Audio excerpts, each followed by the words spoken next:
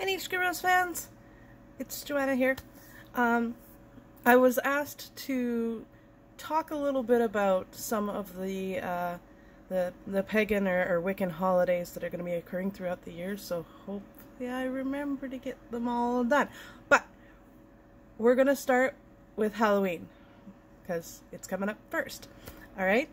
So we're going to go a little bit about the history and sort of explain a little about the kinds of things that some of us do. All right. So we'll get started. Before I start, okay, it is worth noting that there are many different types of terms that get used interchangeably, okay? Terms like Wiccan and witch and things like pagan, which is a very, very broad term. Pagan is technically anyone who's not in the main world religions. So like anybody who's not like Christian can be considered pagan. So it's a very broad term. And of course, we're all going to do things very differently, right?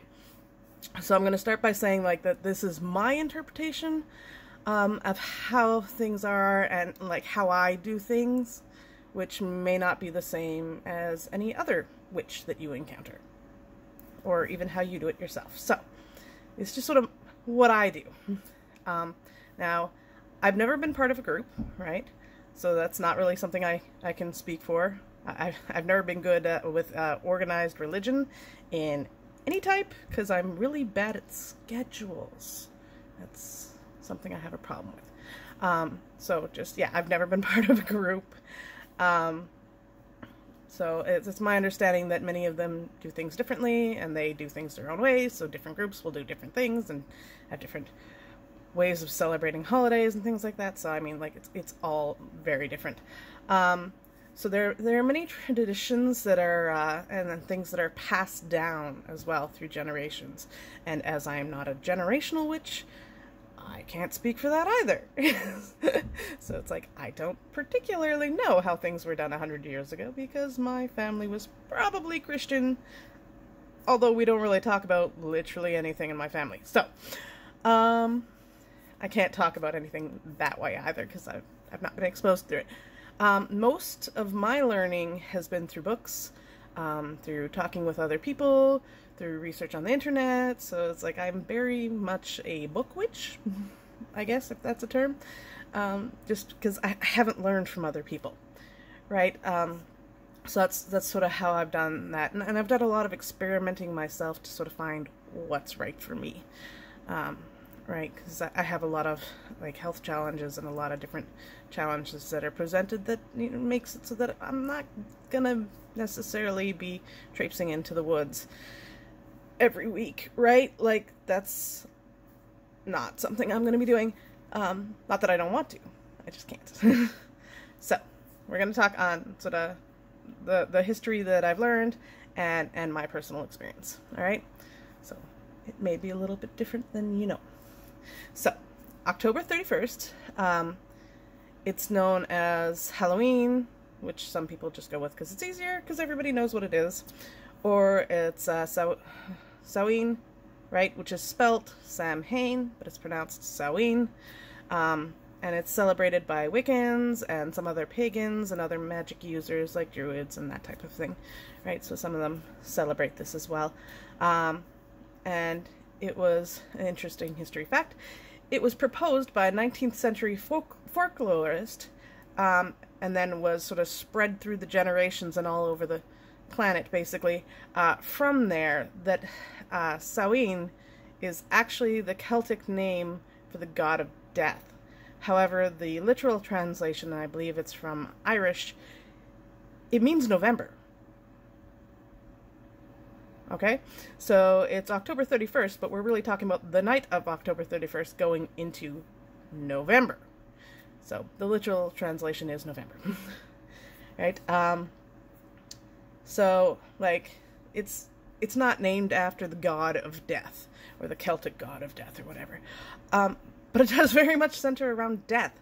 Wiccans believe the connection between the worlds are so close on October 31st that you can have the dead cross over to where the living is, and we can communicate with them and we can interact with them, right? So, it's celebrated very similar to like the Day of the Dead, right? Which most of us kind of know-ish how it's celebrated because, cartoons. So, it's very similar to the Day of the Dead celebrated by other cultures, right? Now, if you ask a medium or anyone who is communicating with the dead, it isn't just about the 31st, because that's the peak of what's occurring, right? So the veil between the two worlds, the two planes, just between the living and the dead, starts thinning sort of at the beginning of October, and it thins throughout October, hitting its peak on the 31st. And then throughout November, it goes back down. And so it becomes thicker again and goes back to normal. So it's more of, that's the pinnacle day, right? So somebody who's trained in it, somebody who communicates regularly with the dead, they're going to start seeing changes in how the veil is presenting. Some of them even as early as the 1st of October, and just how it progresses through then till the end of November. So it's kind of an interesting thing if you like having dead randomly show up in places, or standing by the side of the road while you're driving and looking at you. So it's... Don't particularly like it myself. It can be distracting. But it is still cool sometimes. Alright. So, when you get around the 31st, you start communicating with the spirits who are just not necessarily as strong at communicating. So you can communicate with the weaker spirits and the newer spirits, because the veil is so thin, right? Now, the reason why this holiday involves so much of things like blood and gore and death actually has a lot to do with what was going on in the cultures at the time. Because at this point, many generations ago, back when communities were small and they were surrounded by different farmers and different animals and things like that, this would be the time where they would cull their herds. So they would kill off the weaker, smaller animals, so that the better animals, for lack of a better word, would make it through the winter, because they don't necessarily have enough food to feed everything. And this was beneficial to the communities, because then you would preserve all that meat from the weaker animals, and that would get you through the winter, right? So, I mean, there was a lot of death and gore and blood involved, but it was an agricultural thing, not necessarily a spiritual thing at all. But yeah, so like, interesting food for thought there. Something that some magic users do is they'll put out like altars, or put out a table for the dead, or a dish for the dead, or something like that. Something to just sort of pay respects to the ones that have passed before us, right? Now, I myself am lucky. I can have a permanent altar up, so I can decorate that or change that for the holiday as I wish to.